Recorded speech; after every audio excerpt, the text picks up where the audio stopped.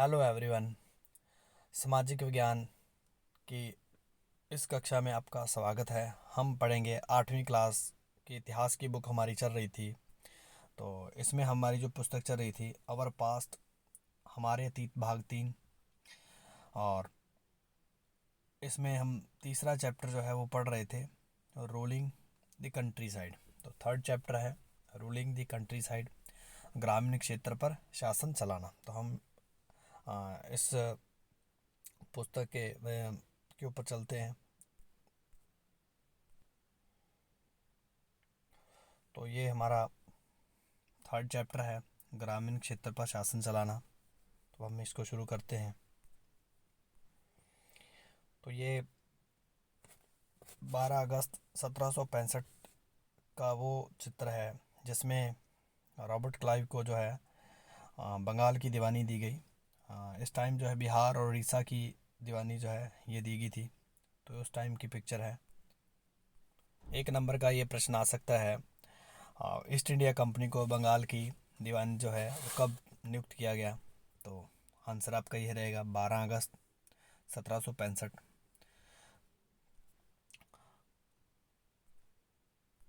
अब जैसे ही कंपनी को बंगाल की दीवानी जो है वो दे दी गई, तो दीवानी मिलने के बाद अब जितने भी प्रकार के बंगाल के जो आर्थिक मसले हैं उनके ऊपर अंग्रेज़ों का नियंत्रण हो गया।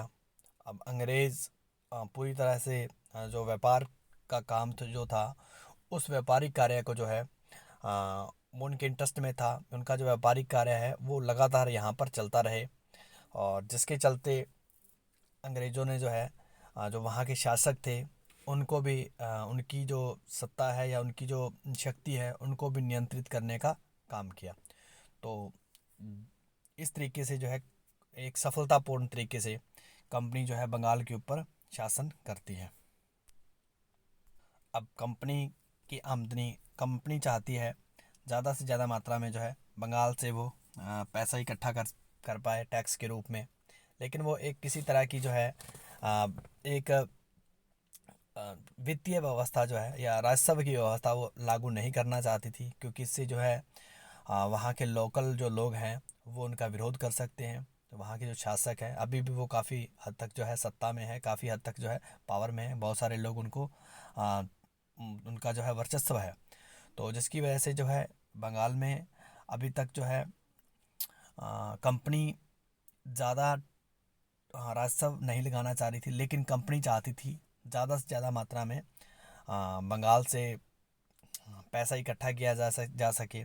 तो कंपनी 1865 से पहले ब्रिटेन से जो है सोना चांदी जो है व्यापार के लिए मंगवाती थी। लेकिन अब जो है बंगाल की दीवानी मिलने के बाद अब कंपनी जो है यहीं से ही, बंगाल से ही जो है वो इन्हीं के पैसे से ही वस्तुएं खरीद लेती है।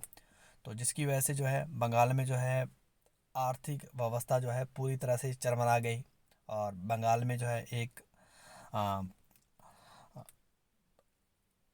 अकाल पड़ गया, और उस अकाल में जो है लाखों लोग मारे गए। और इस तरीके से जो है बंगाल की दशा और ज़्यादा ख़राब होगी। तो बंगाल की ख़राब दशा को देखते हुए अंग्रेज़ों ने जो है बंगाल की में जो है एग्रीकल्चर को सुधारने के लिए बहुत सारे काम करने की कोशिश की। तो हम आगे वाले स्लाइड में देखेंगे। अब ये देखिए, ये तब के बाज़ार थे जहाँ पर जो है लोकल जो कारीगर थे या किसान अपनी वस्तुएं जो है बेचने के लिए मार्केट में आते थे। और आर्थिक संकट के चलते ये सारे बाज़ार जो है तहस नहस हो जाते हैं, पूरी व्यवस्था जो है बिगड़ जाती है। नेक्स्ट हम पढ़ेंगे ये पर्सनैलिटी के बारे में, चार्ल्स कॉर्नवालिस। इसने जो है खेती की व्यवस्था में लगातार गिरावट को देखते हुए, या लोग जो है लगातार खेती से बाहर भाग रहे थे, लोग अपने काम छोड़ छोड़ कर जो है दूसरे इलाके में जा रहे थे, या आ, जो खेती से जो है वो दूर भाग रहे थे। तो ऐसी स्थिति में आ, चार्ल्स कार्निवाल्स इन्होंने खेती में सुधार करने की ज़रूरत महसूस करते हैं। तो इसी ज़रूरत के चलते इन्होंने जो है 1793 में स्थाई बंदोबस्त लागू किया। तो ये क्वेश्चन आ सकता है, स्थाई बंदोबस्त कब लागू किया गया। तो और ये इस आदमी ने जो है लागू किया था। तो स्थायी बंदोबस्त की व्यवस्था जो है ये किसने की थी? तो आंसर रहेगा चार्ल्स कॉर्नवालिस। और कब हुई थी? 1793 में स्थायी बंदोबस्त परमानेंट सेटलमेंट की व्यवस्था जो है ये लागू की गई। अब ये व्यवस्था क्या थी? इस व्यवस्था के तहत जो है प्रत्येक खेत का जो लगान है वो निश्चित कर दिया गया। और उस लगान को वहाँ का जो राजा थे और जो ताल्लुकदार या ज़मींदार थे उनको जो है लगान किसानों से वसूलने की जो है मान्यता दे दी गई। अब ये लोग जो है अ, किसानों से जो है लगान लेंगे और सरकार को जमा करवाएंगे। तो इस व्यवस्था को अ, स्थायी बंदोबस्त कहा गया। इससे जो है सरकार को एक लगातार जो है उनकी इनकम जो है या रेवेन्यू जो है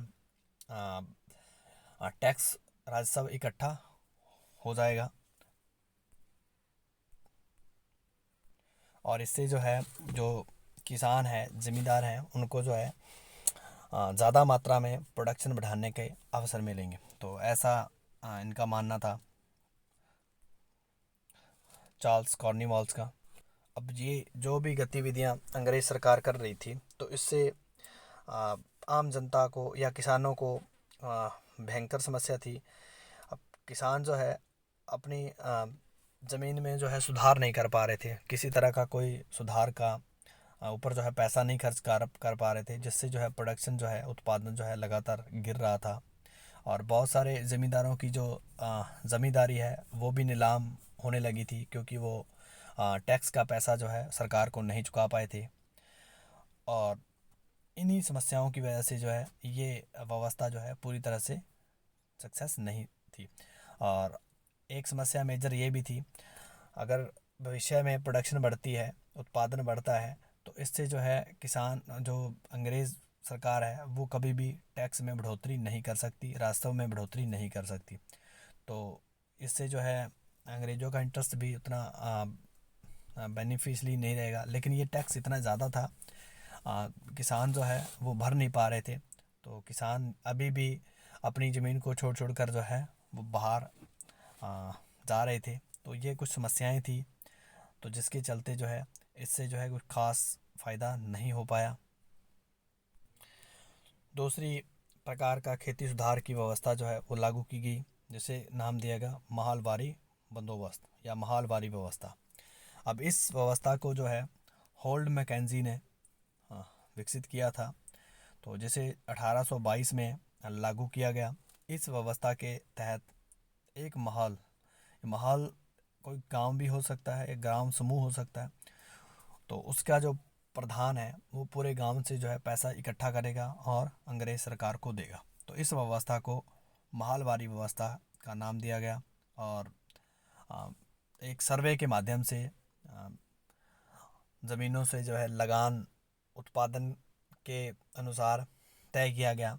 और अगर उत्पादन बढ़ता है तो उसी के अनुसार लगान भी बढ़ेगा। और इस तरीके की व्यवस्था को महलवारी व्यवस्था का नाम दिया गया। तो इससे जो है ज़मींदारों सॉरी अंग्रेज़ सरकारों की आमदनी भी के ऊपर जो है इजाफा होगा। तो ये एक तरह की जो है अंग्रेज़ सरकार ने नई पॉलिसी अपनाई थी, जो स्थायी बंदोबस्त का ही विस्तारित रूप था, ताकि जो है राजस्व जो है वो बढ़ाया जा सके। ये मद्रास के गवर्नर हैं टॉमस मुनरो। इन्होंने जो है एक व्यवस्था जो है लागू की थी, जिसे रैयतवारी व्यवस्था या मुनरो व्यवस्था के नाम से जाना जाता है। तो इन्होंने जो है दक्षिण भारत में यह व्यवस्था लागू की थी, जो इनके द्वारा जीते गए टीपू सुल्तान के क्षेत्र थे, जब मैसूर का क्षेत्र था उस इन क्षेत्रों पर। अब ये व्यवस्था क्या थी? इस व्यवस्था के तहत जो भी किसान है, किसान से सीधा टैक्स जो है सरकार जो है वसूल करेगी, और ये जिम्मेवारी कलेक्टर को दे दी गई। तो इस तरीके से किसानों से सीधा टैक्स सरकार को जाएगा या ब्रिटिश कंपनी को जाएगा। तो इस व्यवस्था को मुनरो व्यवस्था का नाम दिया गया। टॉमस मुनरो ये आदमी है। तो आशा करता हूँ आप ये तीनों व्यवस्थाओं के बारे में अच्छे से जान गए होंगे। इनमें कुछ समस्याएं थी, इनके ऊपर क्वेश्चन अक्सर आता है, और ये व्यवस्थाएं किसने लागू की, कब हुई थी, और इस व्यवस्था में क्या था, इसमें क्या समस्याएं थी। इस तरह का क्वेश्चन जो है आपके फाइनल एग्ज़ाम में ज़रूर मिलेगा। यहाँ पर महल की जो है डेफिनेशन दे रखी है। तो ये ब्रिटिश राजस्व दस्तावेज़ों में महल एक राजस्व इकाई थी, जो एक गांव या गांवों का समूह होता था, जिसे महल का नाम दिया गया है। तो इस तरह से ये वीडियो में इतना ही। इससे आगे वाली वीडियो में हम मिलेंगे आगे वाली क्लास में।